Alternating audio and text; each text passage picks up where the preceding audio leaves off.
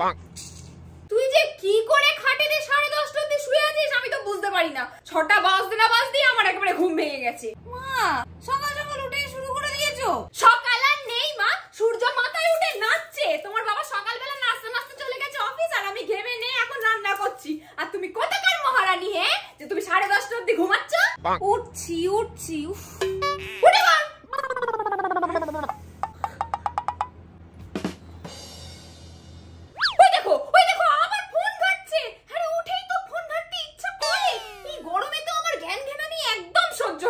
তোমার so called realistic সিরিয়ালের থেকে তো আমার এই রিলস অনেক ভালো। মানতো ওই যে তোমার সিরিয়ালে দেখায় মানুষের হাত থেকে সাপ বেরোচ্ছে, সাপগুলো আবার এরম করে লড়াই করছে। আরে ওটা ইচ্ছাধারী নাগিন, বাড়ির 3 তলাতে ষাঁড় উঠে যাচ্ছে, সে যে ভোলা মহেশ্বর।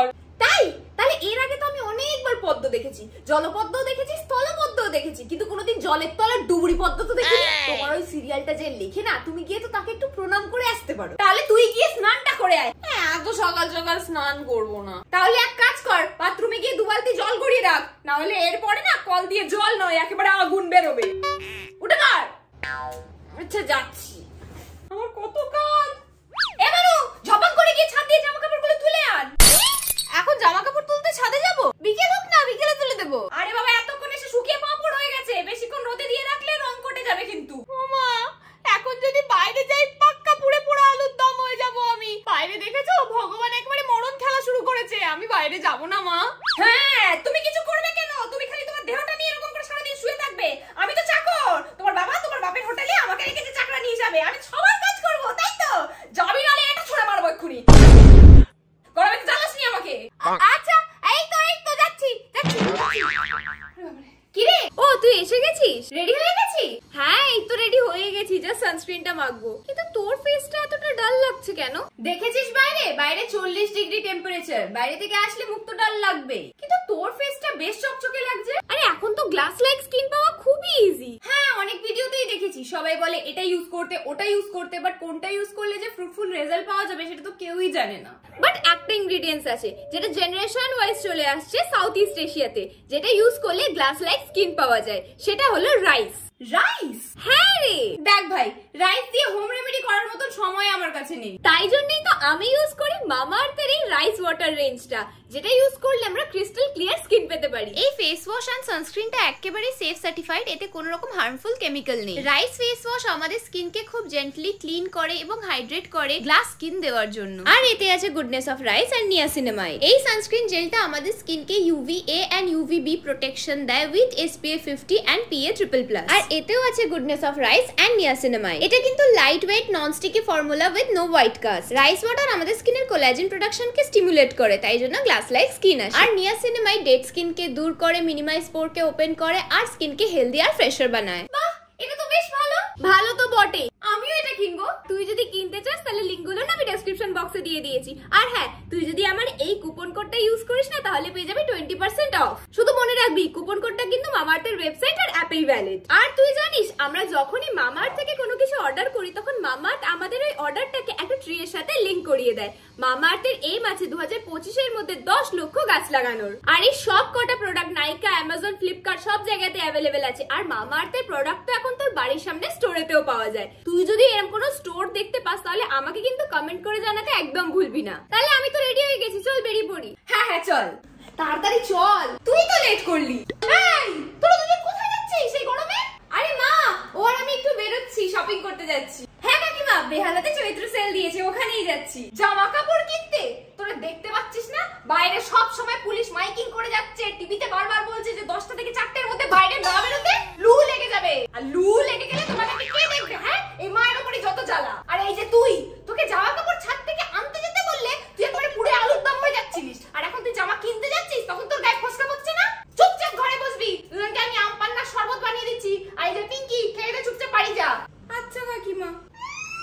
জামা গায়ে রাখা যাচ্ছে না, ও নাকি জামা কিনতে যাবে। মানু জল খেয়েছিস? বেশি করে জল খা। ওই জল খেয়েছিস? ওই জল খা। মানু জল খা। মানু এনে জল খা। আমি না দিলে কি তুই খাবি না? মা কি তুমি এক কাজ করো, এতে না একটু চিনি আর চা পাতা দিয়ে দাও, দেখবে এক্ষুনি চা হয়ে গেছে। মায়ের সাথে রসিকতা হচ্ছে,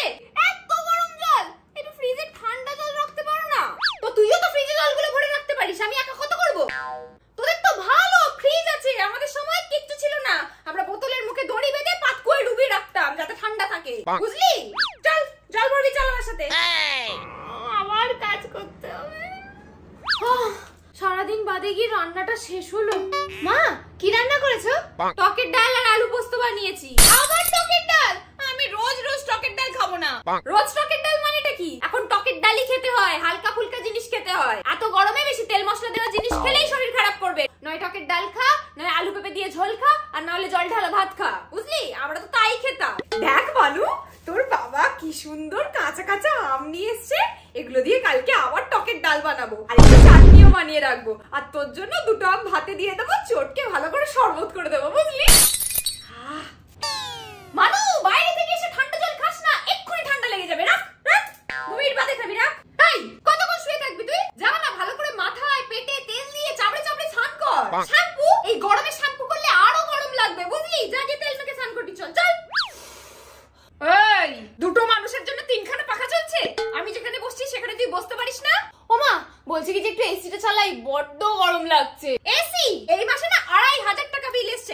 ও মা, চালাই না। আরে ঘরের পর্দাগুলো বন্ধ করে দে, আলো ফালো নিভিয়ে দে, দেখবি ঘরে এমনি ঠান্ডা হয়ে গেছে। আর আমি ও ঘরের মেঝেটা ভালো করে ভিজে ভিজে করে মুছে দিয়েছি। চল দুজনে মাদুর পেতে ওখানে শোবো, চল। কি মুখ পোড়া গরম পড়েছে বাবা, আমার একেবারে জান পুরো পুরো কয়লা হয়ে যাচ্ছে। শুনেছিলাম কলকাতা নাকি লন্ডন হবে, কলকাতা তো একেবারে রাজস্থান হয়ে যাচ্ছে দিন দিন। এরকম গরম তো আমি বাপের জন্মে দেখিনি, কোনোদিন এরকম গরম পড়েনি আজ অব্দি। ছেলে মেয়েদের একেবারে গরমের ছুটি পড়বে, শীতের ছুটি পড়বে, আমার কোনো ছুটি ছাটা নেই। আমি সারাদিন খালি কাজ করেই যাই, খালি করেই যাই করেই যাই। ভাল লাগে না বাবা, এই গরমে তো মনে হয় কোথাও চলে যায়। ওই বাবা কি সুন্দর লাল লাল তরমুজ এনেছে, খাবি? কেটে দি। বাবা মিষ্টি মিষ্টি আঙ্গুর এনেছে, খা। বাইরে আবার করোনা বাড়ছে, একটু লেবু এনে দি, খা। ঘরে না বেশ সুন্দর দই পেতেছি, একটু খাবি? তোর তো মুখের গোড়ায় আমি জোগাড় করে দিচ্ছি, আমাদের মায়েরা তাও দিত না। তোর তো অনেক ভাগ্য ভালো, আমার মতন মা পেয়েছিস রে। কি শান্তি, সারাদিন বাদে শাড়িটা ছেড়ে নাইটটা পরলে যেন আমার একটু তবু ভালো লাগে, জানিস? শুবি তো? বাবারে, ওমা কি গরম লাগছে তো, পাখার হাওয়া তো গায়ে লাগছে না। আরে এক্ষুনি সব লাইট বন্ধ করে দেবো, পর্দা পর্দা খুলে দিয়ে সব জানলা খুলে দেবো, দেখবি ঘর একেবারে ঠান্ডা হয়ে গেছে। আচ্ছা মা, ঘরে এসি থাকতে এত ঝামেলা আমরা কেন করব, এত কষ্ট কেন করব? দেখ মানুষ, সারা রাত এসি চললে কিন্তু বড্ড বেশি বিল আসবে। আমি তো নিজের জন্য বলছি না, আমি তো তোমার জন্য বলছি। তুমি সারাদিন কত কাজ করেছো, কত কিছু করেছো, আমি না অল্প করে এসিটা চালাই। হ্যাঁ আমার জন্য? তাহলে চালা, কিন্তু ঘর ঠান্ডা করে বন্ধ করে দেবো কিন্তু। হ্যাঁ হ্যাঁ হ্যাঁ, ঘরটা ঠান্ডা হয়ে গেলেই বন্ধ করে দেবো। আচ্ছা। উফ, ঠান্ডা ঘরেতে চাদর মুড়ি দিয়ে শোয়ার মজাই আলাদা।